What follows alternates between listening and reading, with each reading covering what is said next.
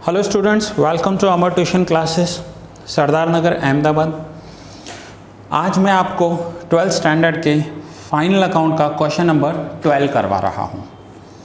Question number 12 करवाने से पहले मैं आपको पूरा सॉल्यूशन दिखा रहा हूँ यहाँ पर, तो आप जल्दी से ये पहले नोट डाउन कर लीजिए। यहाँ पर आप इसका स्क्रीनशॉट ले लीजिए और अपनी नोटबुक में लिख लीजिए। यहाँ पर मैंने हेडिंग दिया है revised trading account of partnership firm of Dhara and Meera for the year ending 31 March 17। ठीक है, उसके बाद ट्रेडिंग अकाउंट के बाद आप यहाँ पर revised profit and loss account for the year ending 31 March 17। Revised profit and loss account हम कब बनाते हैं? जब हमने पहले ऑलरेडी बना दिया हो, हमने ऑलरेडी प्रॉफिट बना दिया हो profit and loss account, and उसमें कुछ करेक्शन करने हो या कुछ नोट डाउन करना रह गया हो तो revised profit and loss account बनाते हैं। तो यहाँ पर भी जल्दी से इसका आप स्क्रीनशॉट ले लीजिए और नोट डाउन कर लीजिए।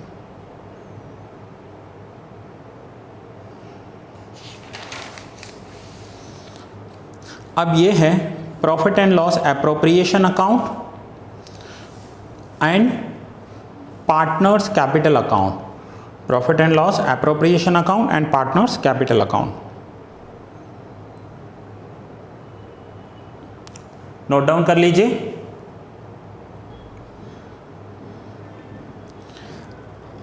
P&L appropriation account, partners capital account and last अब आप नोट डाउन कर लीजिए बैलेंस शीट।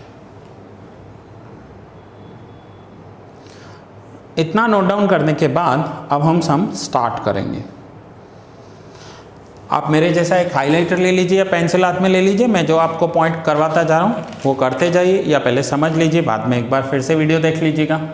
ठीक है, so question number 12। Dhara and Meera are partner sharing profit loss in the proportion of 3:2। इनका प्रॉफिट लॉस शेयरिंग रेशियो 3:2 दिया हुआ है। तो ये आपको कहाँ लिख देना है? तो आप प्रैक्टिस ऐसी रखिए कि जो पार्टनर का कैपिटल अकाउंट या करंट अकाउंट आप बना रहे हैं ना, उसके ऊपर यहाँ पर आप लिख दीजिए 3:2। ये आप लिख दोगे तो जब आप प्रॉफिट डिस्ट्रीब्यूट करोगे तो मिस्टेक नहीं होगी आपकी।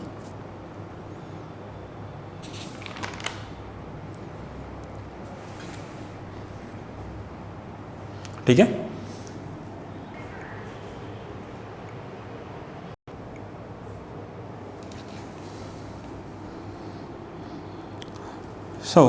आगे trading account and profit and loss account of partnership firm of Dhara and Meera for the year. अब इन्होंने trading and profit and loss account already बना दिया है।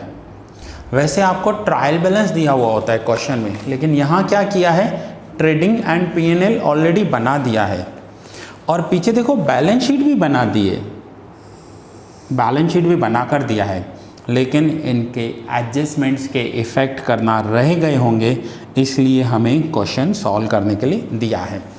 तो आप इस क्वेश्चन की लास्ट लाइन एक बार रीड कर लो। Last line, prepare revised trading account, profit and loss account, profit and loss appropriation account and balance sheet. Revised trading account, P&L account, appropriation account and balance sheet बनानी है आपको। ठीक है, चलिए आइए फर्स्ट एडजस्टमेंट्स, पहले एडजस्टमेंट्स में मैं आपको दिखा देता हूँ। फर्स्ट एडजस्टमेंट है 5% interest on capital is not calculated. Interest on capital इनका कैलकुलेट करना रह गया है। तो यहाँ पर देखिए कैपिटल कितना है, 1,60,000 एंड 1,20,000। तो सबसे पहले मैं कैपिटल लिख रहा हूँ। कैपिटल लिखने के लिए ये रहा पार्टनर्स का capital account, single effect 1,60,000 and 1,20,000। Adjustment था 5% इंटरेस्ट ऑन कैपिटल कैलकुलेट करना है। नाउ 5% इंटरेस्ट ऑन कैपिटल कैसे होगा? तो 1,60,000 का 5% होता है 8,000 एंड 1,20,000 का 5% होता है 6,000। सो 8,000 एंड 6,000, 1,60,000 का 5% 8,000, 1,20,000 का 5% 6,000। Profit and loss appropriation account में डेबिट साइड इसका दूसरा इफेक्ट होगा interest on capital 8,000, 6,000, outer column 14,000, ये हमने 5% कैलकुलेट किया।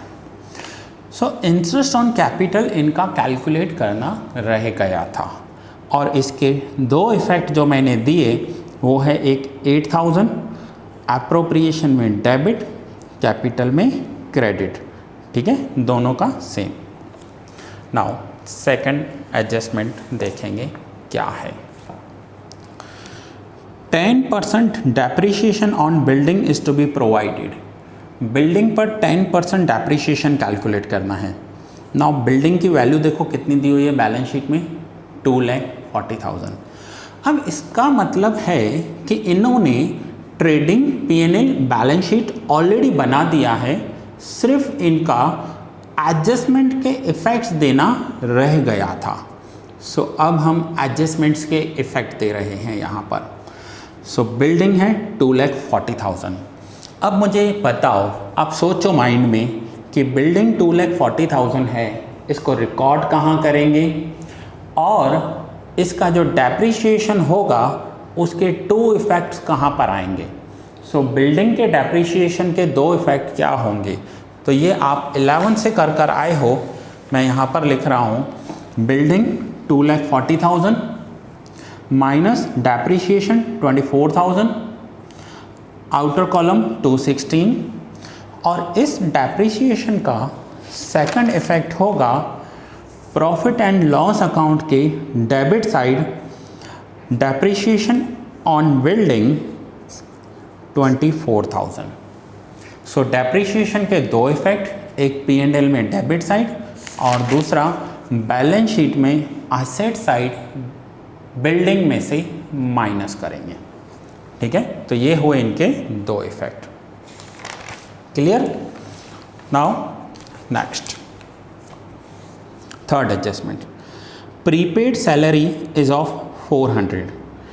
प्रीपेड सैलरी, कोई भी प्रीपेड एक्सपेंस हो तो उस प्रीपेड एक्सपेंस के 2 इफेक्ट क्या होते हैं।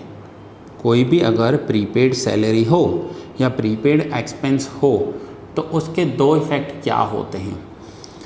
प्रीपेड के 2 इफेक्ट होंगे, एक बैलेंस शीट में एसेट्स में लिखेंगे और दूसरा प्रॉफिट एंड लॉस अकाउंट में उस एक्सपेंस में से माइनस करेंगे।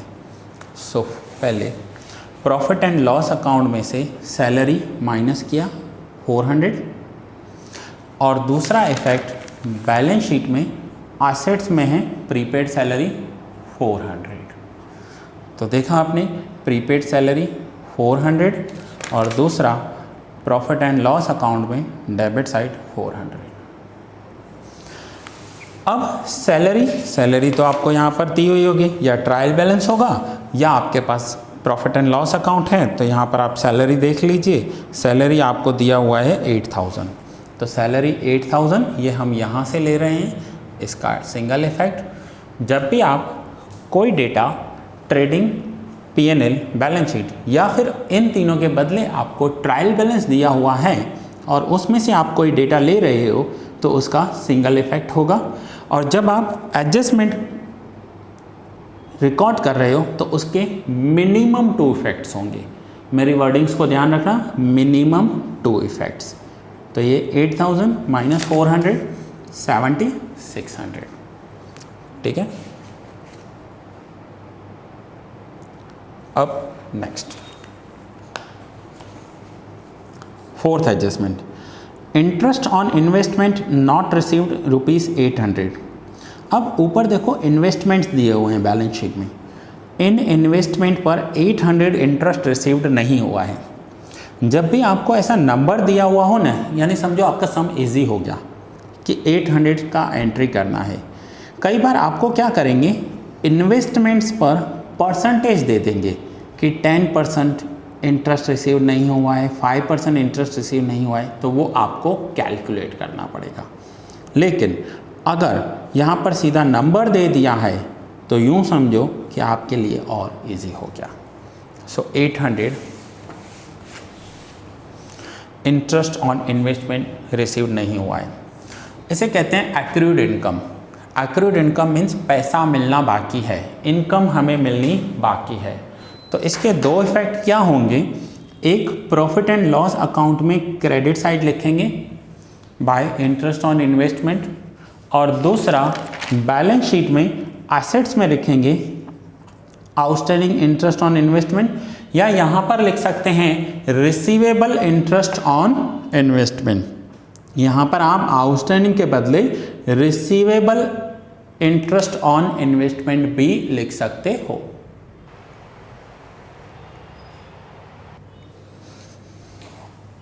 ठीक है, तो समझ गए आप, आउटस्टैंडिंग की जगह आप रिसीवेबल इंटरेस्ट ऑन इन्वेस्टमेंट भी लिख सकते हो।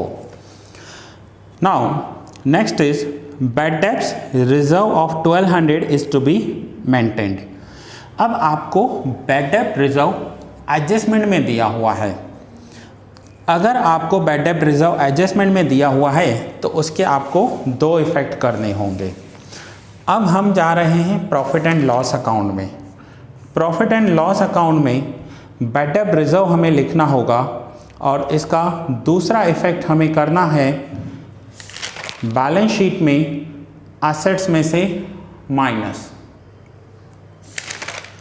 तो देखिए मैंने यहाँ से डेटर्स देखे 56,000 लिखे हुए हैं, माइनस बैड डेब्ट रिजर्व 1200, आउटर कॉलम 54,800, और इस 1200 का दूसरा इफेक्ट हम करेंगे प्रॉफिट एंड लॉस अकाउंट में debit side. So profit and loss account में डेबिट साइड बैड डेब्ट रिजर्व एडजस्टमेंट 1200। अब यहाँ पर आप क्या करोगे, ये देखिए मैं ये पॉइंट बता रहा हूँ प्रॉफिट एंड लॉस अकाउंट के यहाँ पर आपको ऐसे लिख देना है to bad debts trial balance plus bad debts adjustment plus bad डेब्ट रिजर्व एडजस्टमेंट माइनस बैड डेब्ट रिजर्व ट्रायल बैलेंस। ठीक है, फिर जो पॉइंट्स दिए हुए हैं वो लिखोगे, जो नहीं दिए हुए हैं उसे आप डैश कर देना। तो जैसे मैं ये पॉइंट आपका यहाँ पर कवर कर रहा हूँ कि बैड डेब्ट रिजर्व एडजस्टमेंट, तो मैं यहाँ पर लिखूँगा बैड डेब्ट रिजर्व एडजस्टमेंट 1200। ऐसा जो पॉइंट नहीं दिया हुआ है डैश कर देंगे। अब बैड डेब्ट्स ट्रायल बैलेंस देखिए कितना दिया हुआ है क्वेश्चन में, तो आपको क्वेश्चन में बैड डेब्ट्स ट्रायल बैलेंस ये रहा 8000। ठीक है, अब यहाँ पर आप लिखोगे बैड डेब्ट्स ट्रायल बैलेंस 8000, ये है बैड डेब्ट्स एडजस्टमेंट नहीं दिया हुआ है, यहाँ भी नहीं दिया हुआ है, इन दोनों को प्लस करेंगे 9200, ये माइनस करेंगे 9200। तो यहाँ पर देखिए ये सेम लिखा हुआ है। तो आपको क्या करना है, आपको फिलहाल चारों पॉइंट्स आप लिख लो, फिर जो नहीं है वो आप डैश कर देना। तो ये थे दो इफेक्ट बैड डेब्ट रिजर्व के, जिसमें प्रॉफिट एंड लॉस अकाउंट में से माइनस करेंगे और बैलेंस शीट में डेटर्स में से माइनस करेंगे। क्लियर?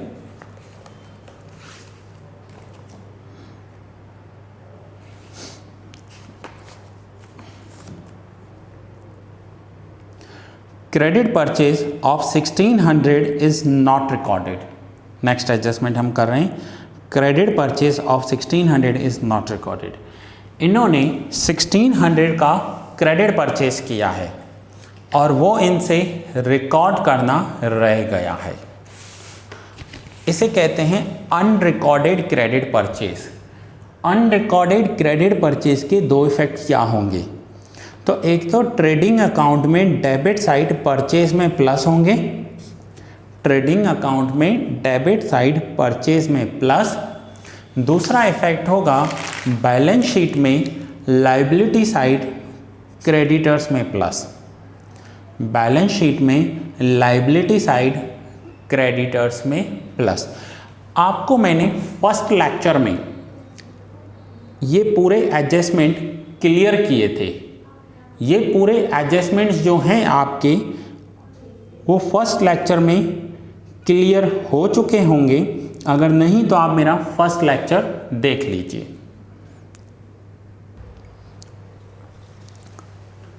ठीक है, तो ये हमारे यहाँ पर एडजस्टमेंट्स पूरे हो गए।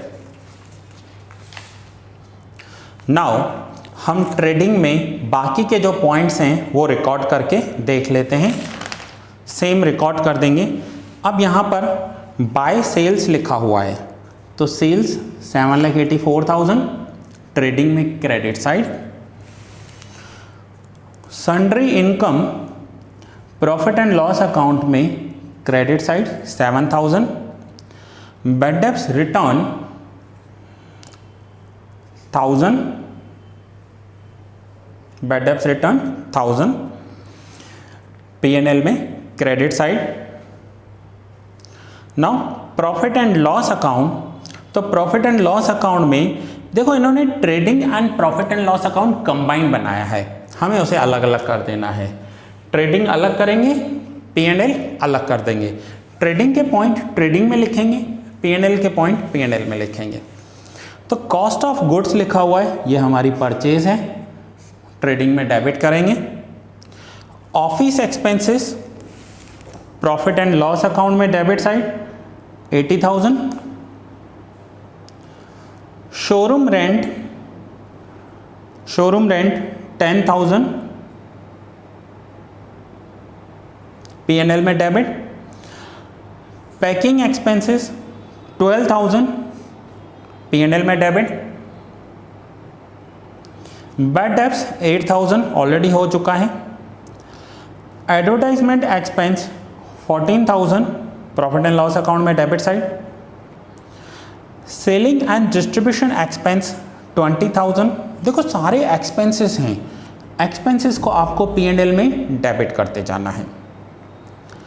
Financial expense 6,000 P&L debit. Sundry expense P&L debit. Salary already हो चुका है। Tax and insurance 2,000 P&L debit. अब यहाँ पर प्रॉफिट दिया है इन्होंने, प्रॉफिट तो हम अलग से कैलकुलेट करेंगे। नाउ अब आ जाइए बैलेंस शीट में देख लेते हैं कि बैलेंस शीट में क्या क्या हमें और करना है। तो बैलेंस शीट में पहले मैं एसेट साइड ले लेता हूँ। बिल्डिंग हो गया है हमारा। Furniture plant 20,000, furniture 20,000, investments 24,000। सारे एसेट्स हैं, मैं एसेट साइड ही रिकॉर्ड करता जा रहा हूँ। Cash balance 10,000, bank balance 24,000, bills receivable 5,000। अब हम बैलेंस शीट में लायबिलिटी साइड देखेंगे। नाउ लायबिलिटीज को रिकॉर्ड करेंगे और एक एक लायबिलिटी को देखते जाते हैं। तो लायबिलिटी देखिए आप, फर्स्ट कैपिटल तो हो चुका है हमारा, यहाँ पर हमने रिकॉर्ड कर दिया था, ठीक है। Now creditors, creditors balance sheet में liability side 32,000। Bills payable 8,000 liability. Creditors में प्लस करके हमने ये अमाउंट आउटर लिख दिया। यहाँ तक हमने सारी इंफॉर्मेशन रिकॉर्ड कर ली, ऐसी कोई इंफॉर्मेशन अब हमारी बाकी नहीं है। अब हमें हमारे टोटल्स पे आना है। अब बुक का काम पूरा हो गया। सो ट्रेडिंग अकाउंट में क्रेडिट साइड टोटल किया, ठीक है। जो डिफरेंस आया वो यहाँ पर लिखा हमने, ग्रॉस प्रॉफिट इसे हम बोलते हैं। Gross profit 3,18,400। ट्रेडिंग में ग्रॉस प्रॉफिट आया है, उसे हम ट्रांसफ़र करेंगे प्रॉफिट एंड लॉस अकाउंट के क्रेडिट साइड। अब प्रॉफिट एंड लॉस अकाउंट के क्रेडिट साइड और डेबिट साइड हम टोटल देखेंगे और हमें ये देखना है कि ज़्यादा टोटल कौन सी साइड आ रहा है। तो क्रेडिट साइड है 3,27,200 और डेबिट साइड है 1,26,400। तो ये है डिफरेंस। जो हमने लिखा है ये हमारा नेट प्रॉफिट हो जाएगा। नाउ इस नेट प्रॉफिट को हमें ट्रांसफ़र करना है प्रॉफिट एंड लॉस अकाउंट के, profit and loss appropriation account के credit side. Profit and loss appropriation account के क्रेडिट साइड हमने ट्रांसफ़र कर दिया नेट प्रॉफिट को 1,26,400। अब हमने जब सम स्टार्ट किया था हमें बताया गया था कि प्रॉफिट हो या लॉस हो 3:2 में डिस्ट्रीब्यूट करना है। हमने क्रेडिट साइड टोटल किया, डेबिट साइड जो डिफरेंस आया वो है 1,12,400। ये सर्कल ड्रॉ करने का मेरा मतलब है कि ये जो नंबर हमने कैलकुलेट किया है इसे हम बैलेंसिंग फिगर बोलते हैं, बैलेंसिंग नंबर, बैलेंस से कैलकुलेट किया है। ये आपको बुक में कहीं भी नहीं दिया हुआ है, ये नंबर आपको बुक में अवेलेबल नहीं है। तो ये यहाँ पर डिफरेंस आया, ये होगा डिविजिबल प्रॉफिट, जिसे कुछ टीचर्स शॉर्ट में डीपीबी बोलते हैं, डिविजिबल प्रॉफिट बोला जाता है। अब इस डिविजिबल प्रॉफिट को हम 3:2 में डिस्ट्रीब्यूट करेंगे दारा और मीरा में। सो दारा एंड मीरा 3:2 में डिस्ट्रीब्यूट कर दिया। सो 1,12,400 को हमने डिस्ट्रीब्यूट किया 3:2 में।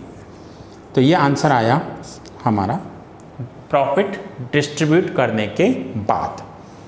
अब हम इसे ट्रांसफ़र करेंगे कैपिटल अकाउंट में। सो कैपिटल अकाउंट के क्रेडिट साइड 67,440 एंड 44,960 ये यहाँ पर हमने ट्रांसफ़र कर दिया।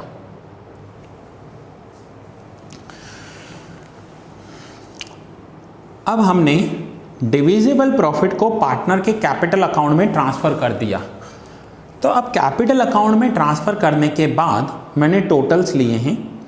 पहले धारा का टोटल किया 2,35,440, सेम मैंने यहाँ लिखा, और उसमें से ड्राइंग्स माइनस किए और फाइनली हमारा अमाउंट आया 1,87,440। अब ये ड्राइंग्स कहाँ से रिकॉर्ड किए हैं तो ये देखिए आप, जो आपको बैलेंस शीट में धारा और मीरा के इंफॉर्मेशन दी हुई है वहाँ पर ड्राइंग्स 48,000 एंड 24,000 दिया हुआ है। तो हमने यहाँ पर ये ड्राइंग्स रिकॉर्ड की। ड्राइंग्स माइनस करने के बाद धारा का क्लोजिंग बैलेंस बच रहा है 1,87,440 और मीरा का क्लोजिंग बैलेंस बच रहा है 1,46,960। ये हमने इनके टोटल्स करके बैलेंस निकाल दिए। अब इन बैलेंस को नेक्स्ट ईयर में आपको बाय बैलेंस बीडी लिखना है। ये कैपिटल है, capital account always credit balance होता है। मोस्टली चांसेस कैपिटल अकाउंट कभी भी डेबिट नहीं होगा, करंट अकाउंट हो सकता है। अब इनका जो क्लोजिंग बैलेंस है वो मैंने यहाँ पर लिखा है बैलेंस शीट में, ट्रांसफ़र कर दिया धारा का एंड मीरा का, और दोनों का टोटल कर कर आउटर कॉलम लिख दिया। अब ये जो हमारी बैलेंस शीट होगी ये हमारी फाइनल बैलेंस शीट हो जाएगी। अब हमें करना है बैलेंस शीट का टोटल। आपका बैलेंस शीट में देखिए एसेट्स एंड लाइबिलिटीज़ हमेशा टैली हो जाएंगी। तो एसेट्स का टोटल देखिए, एसेट्स का टोटल आया है 3,76,000 एंड लाइबिलिटीज़ का टोटल भी आया है 3,76,000। तो ये यहाँ पर आपका क्वेश्चन नंबर 12 पूरा हुआ। मैं फिर से आपको एक बार 5 सेकंड्स का गैप दे रहा हूँ आपको स्क्रीनशॉट लेने के लिए और नोट डाउन करने के लिए। तो पहले आप यहाँ पर बैलेंस शीट का स्क्रीनशॉट ले लीजिए।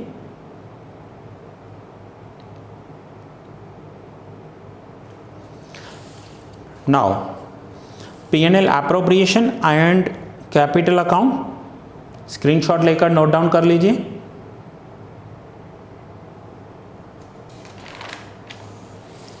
प्रॉफिट एंड लॉस अकाउंट,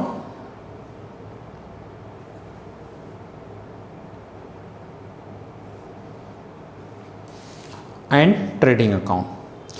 हाँ, यहाँ पर ये आप याद रखना, आपको हमेशा टैट फॉर्मेट बना ही देना है। जब भी आप क्वेश्चन में बैड डेब्ट रिजर्व का कोई भी पॉइंट देखो, इवन अ सिंगल पॉइंट, अगर आपको कोई भी एक चीज़ भी दी हुई है तो आप हमेशा प्रैक्टिस ऐसी रखना कि प्रॉफिट एंड लॉस अकाउंट में ये टैट फॉर्मेट बना दो, TAAT, बैड डेब्ट ट्रायल बैलेंस प्लस बैड डेब्ट adjustment plus BDR adjustment minus BDR trial balance. जो इन्फॉर्मेशन दी हुई है वो आप रिकॉर्ड कर लो, जो नहीं दी हुई है वहाँ डैश कर देना। ये देखो सेम आ रहा है 9200, तो इसकी जगह आप ये लिख देना, ये मत लिखना, आप इसकी जगह ये नोट डाउन कर लो। सो ठीक है फ्रेंड्स, ये लेक्चर यहाँ पर ही पूरा कर रहा हूँ, क्वेश्चन नंबर 12। अगर कुछ डाउट हो तो आप मुझे कॉल कीजिए, कॉन्टैक्ट कीजिए। बहुत जल्द मिलते हैं नेक्स्ट लेक्चर में।